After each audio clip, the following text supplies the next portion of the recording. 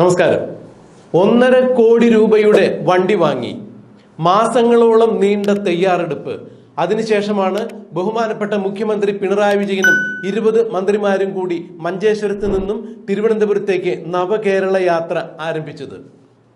മുൻ മുഖ്യമന്ത്രി ദിവംഗതനായ മുൻ മുഖ്യമന്ത്രി ഉമ്മൻചാണ്ടിയുടെ ജനസമ്പർക്ക പരിപാടിയുടെ ചുവട് പിടിച്ചുകൊണ്ടായിരുന്നു, അഥവാ അതുപോലുള്ള ഒരു പരിപാടി തന്നെയായിരുന്നു നവകേരള സദസ് കൊണ്ട് മുഖ്യമന്ത്രിയും മന്ത്രിമാരും ലക്ഷ്യമാക്കിയത്.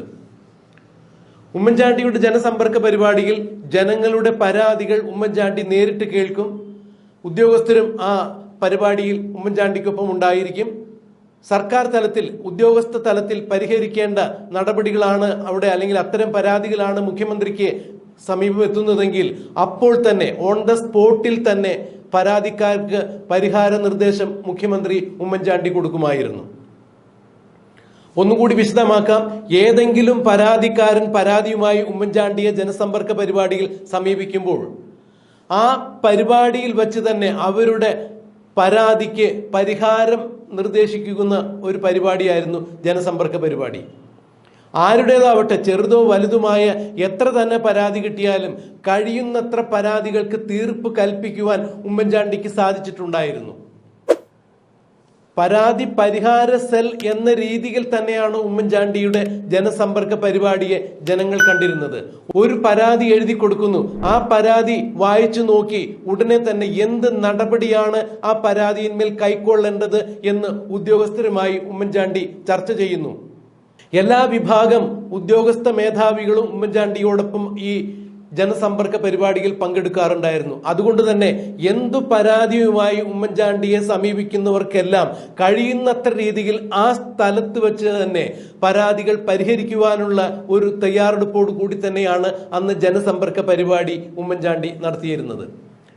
എന്നാൽ ആ ജനസമ്പർക്ക പരിപാടിയുടെ ചുവട് പിടിച്ചുകൊണ്ട് മുഖ്യമന്ത്രി പിണറായി വിജയൻ മഞ്ചേശ്വരത്ത് നിന്ന് തിരുവനന്തപുരത്തേക്ക് നടത്തുന്ന 140 നിയമസഭാ മണ്ഡലങ്ങളിലൂടെ നടത്തുന്ന ഈ നവകേരള സദസ്സിന് ഒറ്റ വ്യത്യാസമേ ഉള്ളൂ.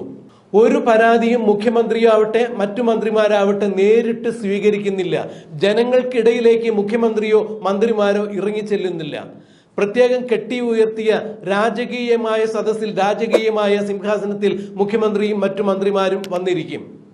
ഓരോ വേദിയിലും 3 മന്ത്രിമാർ വച്ച് സംസാരിക്കും. പരാതികൾ ആർക്കെങ്കിലും കൊടുക്കാനുണ്ടെങ്കിൽ അത് നവകേരള സദസ്സിനോടനുബന്ധിച്ച് തയ്യാറാക്കിയിരിക്കുന്ന 5ഓ 6ഓ കൗണ്ടറുകളിലുണ്ട്.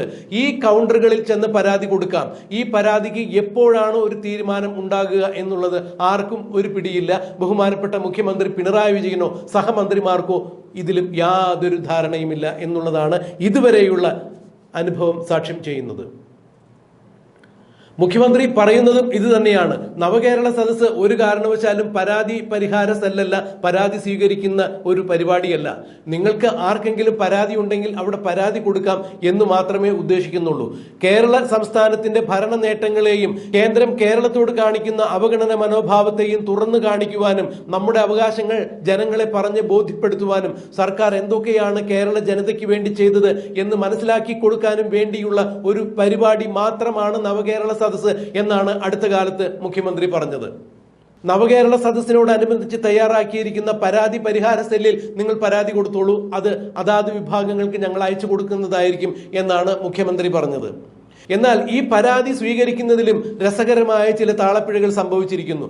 ആരോഗ്യവകുപ്പിന് കൊടുക്കുന്ന പരാതികൾ നേരെ ചെന്നെത്തുന്നത് വാട്ടർ അതോറിറ്റിക്കാണ്. വാട്ടർ അതോറിറ്റിക്ക് കൊടുക്കുന്ന പരാതികൾ നേരെ ചെന്നെത്തുന്നത് കായിക വിഭാഗത്തിലാണ്. അതായത് സാധാരണക്കാരൻ കൊടുക്കുന്ന ഒരു പരാതികളും കൃത്യമായ ഇടങ്ങളിൽ എത്തുന്നില്ല എന്ന് തന്നെയാണ് ഇതിൽ നിന്നെല്ലാം മനസ്സിലാകുന്നത്. പല പരാതിക്കാരും ഇത് തന്നെയാണ് സാക്ഷ്യപ്പെടുത്തിയത്. പല നവകേരള സദസ്സിലും സംഭവിച്ച കാര്യങ്ങൾ ഇത് തന്നെയാണ് എന്നാണ് പല പരാതിക്കാരും മാധ്യമങ്ങൾക്ക് മുന്നിൽ വന്നു നിന്ന് പറഞ്ഞത്. എന്നാൽ മുഖ്യമന്ത്രിയുടെ നവകേരള സദസ്സ് ഇന്ന് കൊല്ലം ജില്ലയിലെത്തിയിരിക്കുന്നു. കൊല്ലം ജില്ലയിൽ മുഖ്യമന്ത്രിയും മന്ത്രിമാരും പര്യടനം നടത്തുമ്പോൾ നവകേരള സദസ്സിന് വേണ്ടി 1.5 കോടി രൂപയുടെ വണ്ടിയെടുത്തു, കോടികൾ ചിലവാക്കി തയ്യാറെടുപ്പുകൾ നടത്തി. എന്നിട്ടും മുഖ്യമന്ത്രിക്കും മന്ത്രിമാർക്കും ഇത് ഈ നവകേരള സദസ്സ് എന്ന പരിപാടി തീർത്തും ജനസമ്പർക്ക പരിപാടി എന്ന രീതിയിലേക്ക് മാറ്റിയെടുക്കാൻ സാധിക്കുന്നില്ല. രാവിലെയും ഉച്ചയ്ക്കും വൈകുന്നേരങ്ങളും മുഖ്യമന്ത്രി ചെല്ലുന്ന അതാതിടങ്ങളിലെ പൗരപ്രമുഖരുമായി മുഖ്യമന്ത്രി പ്രാതൽ കഴിക്കുന്നു, ഉച്ചഭക്ഷണം കഴിക്കുന്നു, അത്താഴ വിരുന്ന് കഴിക്കുന്നു. ഇതാണ് മുഖ്യമന്ത്രി ആകെക്കൂടി ജനങ്ങളെ കാണുന്ന പരിപാടി എന്ന് പറയുന്നത്. ഇതിൽ സാധാരണക്കാരായ ആർക്കും പ്രവേശനമില്ല. മുഖ്യമന്ത്രിയോ അല്ലെങ്കിൽ മുഖ്യമന്ത്രിയുടെ പാർട്ടിയോ തിരഞ്ഞെടുക്കുന്ന സ്ഥലത്തെ പ്രമാണിമാർ ഒക്കെ ഒത്തുകൂടിയിരുന്ന് മുഖ്യമന്ത്രി ചായ കുടിക്കും, ഊണ് കഴിക്കും. ഇത് തന്നെയാണ് പൗരപ്രമുഖരുമായി മുഖ്യമന്ത്രി നടത്തുന്ന ഒരു സംഭാഷണം അല്ലെങ്കിൽ സൗഹൃദ സന്ദർശനം.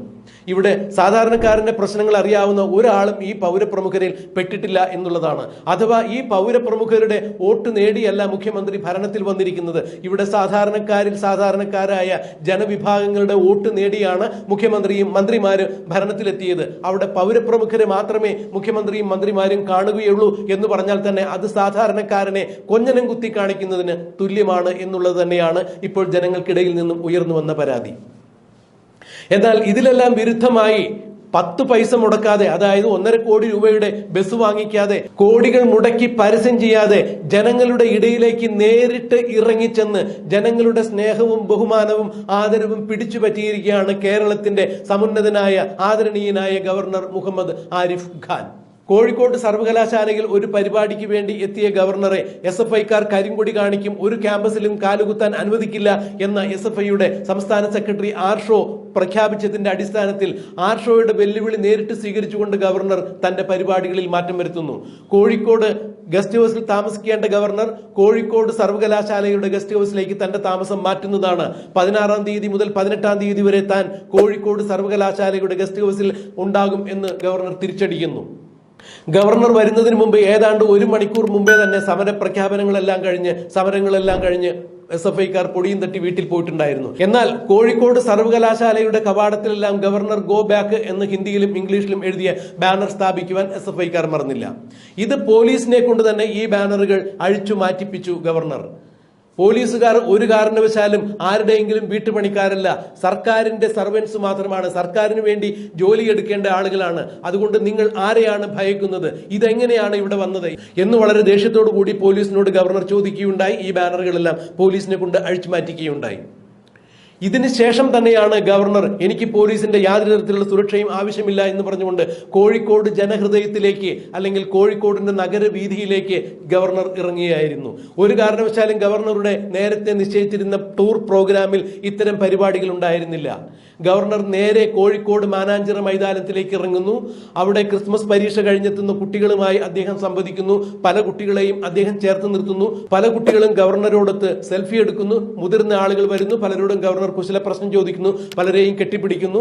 സ്നേഹ സംഭാഷണങ്ങൾ നടത്തുന്നു. വീണ്ടും ഗവർണർ കോഴിക്കോടിന്റെ ഹൃദയഭൂമിയായ മിഠായി തെരുവിലേക്ക് പ്രവേശിക്കുന്നു. മിഠായി തെരുവിലെ ഓരോരോ കടകളിലും ഗവർണർ കയറിയിറങ്ങുന്നു. വസ്ത്രവ്യാപാര സ്ഥാപനങ്ങളിൽ കയറുന്നു. കോഴിക്കോടിന്റെ പ്രധാന വിഭവമായ കോഴിക്കോടൻ ഹൽവ വിൽക്കുന്ന, മധുരം വിൽക്കുന്ന പല ബേക്കറികളിലും ഗവർണർ കയറിയിറങ്ങുന്നു. അവിടെ നിന്ന് മധുരം ഹൽവ, കോഴിക്കോടിന്റെ തനത് രുചിയായ ഹൽവ വാങ്ങി രുചിക്കുന്നു. കോഴിക്കോടിലെ പല ആളുകളുമായി അദ്ദേഹം സംവദിക്കുന്നു, കെട്ടിപ്പിടിക്കുന്നു. പലരും അദ്ദേഹത്തിന് സ്നേഹചുംബനം നൽകുന്നു.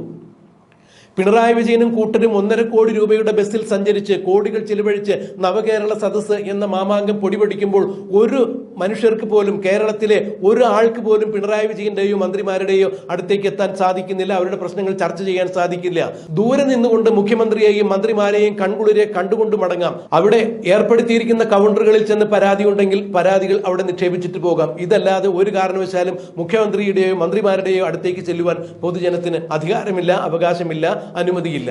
എന്നാൽ ഇവിടെ കോടികൾ മുടക്കാതെ, കോടികൾ ചെലവഴിക്കാതെ ഇവിടെ സംസ്ഥാനത്തിന്റെ ഗവർണർ ജനങ്ങൾക്കിടയിലേക്ക് ഇറങ്ങിച്ചെല്ലുന്നു. ഞാൻ നിങ്ങളിൽ ഒരുവനാണ്, നിങ്ങളുടെ സേവകനാണ്, നിങ്ങൾക്ക് വേണ്ടിയാണ് ഞാൻ ജോലിയെടുക്കുന്നത്, നിങ്ങൾ എന്റെ ജനങ്ങളാണ്, എന്റെ പ്രിയപ്പെട്ടവരാണ് എന്ന് പറഞ്ഞുകൊണ്ട് ജനങ്ങൾക്കിടയിലേക്ക് ഗവർണർ ഇറങ്ങിച്ചെല്ലുന്നു. ജനങ്ങളും ഗവർണർ തങ്ങളുടെ ഇടയിലേക്ക് ഇറങ്ങി വന്ന യാതൊരു തരത്തിലുള്ള സുരക്ഷാ സന്നാഹങ്ങളുടെയും മതിൽക്കെട്ടുകൾ തീർക്കാതെ ഗവർണർ സാധാരണ ജനങ്ങളിലേക്ക് ഇറങ്ങിച്ചെല്ലുന്നു. അവരോടൊപ്പം മധുരം കഴിക്കുന്നു, അവരോട് കുശലം ചോദിക്കുന്നു, കുട്ടികളെ എടുത്തു പൊക്കുന്നു, ലാളിക്കുന്നു. ഇത്തരം കാര്യങ്ങൾ ചെയ്യുന്ന ഒരു നേതാവ് അടുത്ത കാലത്തൊന്നും കേരളത്തിന്റെ രാഷ്ട്രീയ ചരിത്രത്തിൽ ഉണ്ടായിട്ടില്ല എന്നാണ് കോഴിക്കോടിലുള്ള നിരവധി ജനങ്ങൾ പറയുന്നത്. ആബാല വൃദ്ധ ജനങ്ങൾ, സ്ത്രീകളും പുരുഷന്മാരും അടങ്ങുന്ന ആബാല വൃദ്ധ ജനങ്ങളും ഗവർണറെ കാണാൻ വേണ്ടി കോഴിക്കോട് ഉണ്ടായിരുന്നു. കോഴിക്കോട് മിഠായി തെരുവ് അല്ലെങ്കിൽ തന്നെ ജനസമുദ്രമായി മാറുന്ന സ്ഥലം തന്നെയാണ്. കോഴിക്കോടിന്റെ ഏറ്റവും തിരക്കുള്ള സ്ഥലങ്ങളിൽ ഒന്നാണ് മിഠായി തെരുവ്. ഈ മിഠായി തെരുവിലേക്കാണ് യാതൊരുവിധ നിയന്ത്രണങ്ങളുമില്ലാതെ, പോലീസിന്റെ കടുത്ത നിയന്ത്രണങ്ങളില്ലാതെ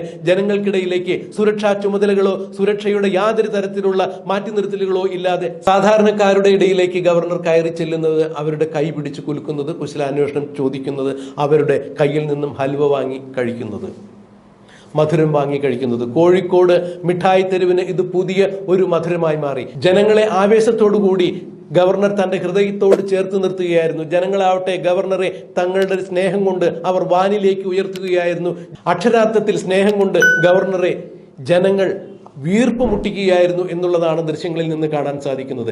എത്ര കോടി രൂപ മുടക്കിയാലും പിണറായി വിജയനും മന്ത്രിമാർക്കും ഇത്തരത്തിലൊരു ജനസമിതി ഈ നവകേരള സദസ്സിലൂടെ ഇതുവരെയും കിട്ടിയിട്ടില്ല എന്നുള്ളത് തന്നെയാണ് ഇതുവരെ അറിയപ്പെടുന്ന വാർത്തകൾ. എന്തു തന്നെയായാലും 10 പൈസ മുടക്കാതെ, ഒരു തരത്തിലും PRO വർക്കുകൾ ഏർപ്പെടുത്താതെ, കോടികൾ മുടക്കാതെ, എവിടെയും സുരക്ഷാ ക്രമീകരണങ്ങൾ ഒരുക്കി ജനങ്ങളെ ബുദ്ധിമുട്ടിക്കാതെ ജനങ്ങളിലേക്ക് ഇറങ്ങിച്ചെന്ന് ജനങ്ങളുടെ ഹൃദയവികാരങ്ങളെ തൊട്ടറിയുവാൻ സാധിച്ച മറ്റൊരു നേതാവ് കേരളത്തിന്റെ രാഷ്ട്രീയ ചരിത്രത്തിൽ ഇതുവരെ ഉണ്ടായിട്ടില്ല എന്ന് തന്നെയാണ് കോഴിക്കോടിന്റെ മിഠായി തെരുവിൽ നിന്നും ആബാലവൃദ്ധ ജനങ്ങളും ഇപ്പോൾ പറയുന്നത്. ഇത് പിണറായി വിജയനും മന്ത്രിമാരും കണ്ടുപഠിക്കേണ്ടത് തന്നെയാണ്. ഇതിലൂടെ മറ്റൊരു സന്ദേശം തന്നെയാണ് ഗവർണർ പിണറായി വിജയനും മന്ത്രിമാർക്കും SFIക്കും കൊടുത്തത്. നിങ്ങൾ എന്നെ തടയും എന്ന് എത്ര ആക്രോശിച്ചാലും എനിക്ക് നിങ്ങളെ പേടിയില്ല.